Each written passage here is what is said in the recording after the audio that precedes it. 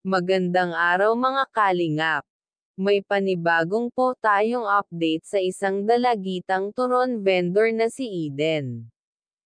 Pero bago po yan, kung bago lang po kayo sa channel ko baka naman pwede po pa-like and subscribe my channel para lagi po kayong update sa aking video. Maraming salamat po.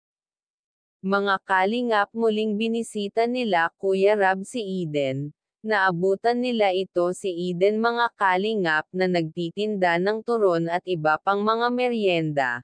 Kahit napakalakas ng ulan mga kalingap, ay patuloy pa rin ang kanyang pagtitinda. Yun nga lang po ay medyo mahina ang bentahan kapag ito ay maulan. Mga kalingap, nakikita lang natin po si Eden ay isang masayahing bata pero grabe rin pala ang kanyang pinagdadaanan. Pinasyalan nila Kuya Rab ang bahay kung saan ay nakikitira lang pala sila sa bahay ng kanyang lola. Naabutan nila Kuya Rab na napakalakas ng tulo ito ng bubong dahil ito ay sira-sira na.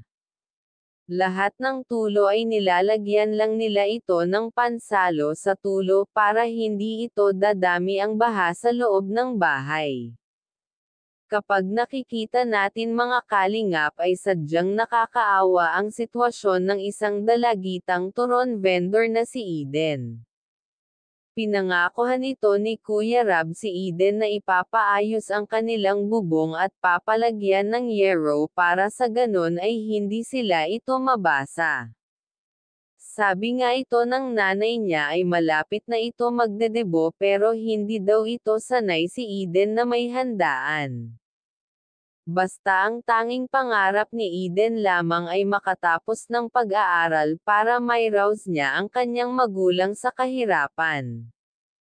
Pinangakohan din ito ni Kuya Rab si Eden na tutulungan siya hanggang sa ito ay magtapos ng pag-aaral basta magsumikap lamang ito. Kaya nagpapasalamat ito si Eden kay Kuya Rab dahil natagpuan sila at sa tulong na financial na ibinigay nila, malaking tulong daw ito sa kanyang pag-aaral at sa pang-araw-araw nilang pangangailangan. Kaya sana patuloy po natin suportahan ang ama ng kalingap na si Val Santos Matubang at Kalingap Rab Matubang pati na rin ang mga viewers. Kaya hanggang dito na lang po mga kalingap, maraming salamat po. Thank you for watching and God bless us all.